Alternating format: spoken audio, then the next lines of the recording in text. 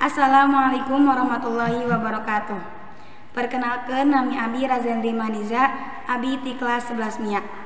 Abi di dieu bade mendarkeun warta anu eusina kabakaran lumangsung di Pasar Sukaramai Pekanbaru Riau. Kabakaran eta kajadiana tanggal 8 bulan Desember tahun 2019. Kajadian ieu nyieun panik sakabeh badagang, tarekan nyelamatkeun barang daganganna.